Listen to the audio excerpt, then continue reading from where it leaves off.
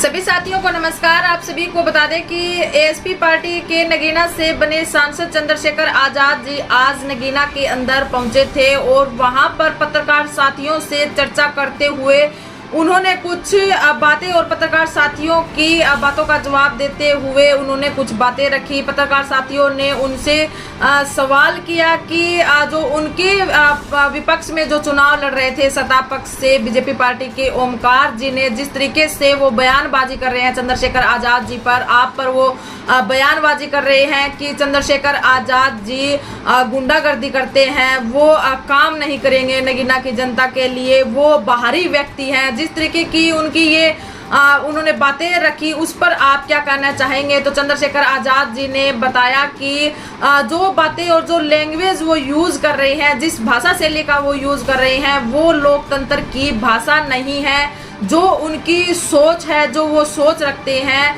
वो लोकतंत्र की एक सोच नहीं है, लोकतंत्र की वो भाषा नहीं है। अगर बात काम करवाने की है तो हम कहना चाहेंगे कि बीजेपी पार्टी के कार्यकर्ता भी हमारे पास आए, उनके लोग भी हमारे पास आए।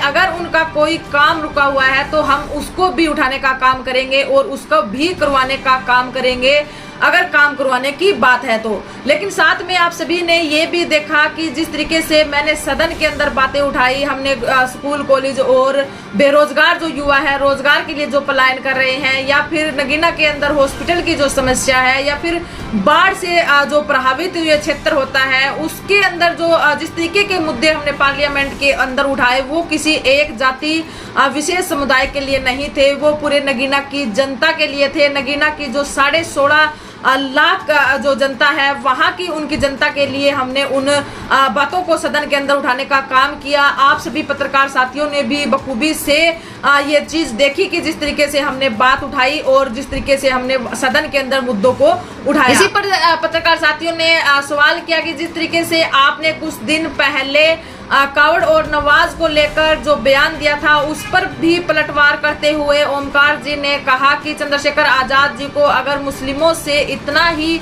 प्रेम है, इतना ही लगाव है तो वो नमाज उनको अपने घर पर पढ़ाए। इसी पर चंद्रशेखर आजाद जी ने उनका पलटवार करते हुए कहा कि हाँ, हम ये जरूर करेंगे, उनका दिल छोटा है लेकिन हमारा दिल बहुत बड़ा है। अगर ऐसी भी समस्या आती है तो हम अपने घर पर बड़े खुश नसीब होंगे कि वो हमारे घर पर आकर ये सब करेंगे। इसी के साथ उन्होंने भारतीय जनता पार्टी और बीजेपी पार्टी की जो नीति है उस पर सवाल उठाते हुए कहा कि उनकी जो नीति है वो दलित समाज, बहुजन समाज, मुस्लिम समाज के खिलाफ है। और जिस तरीके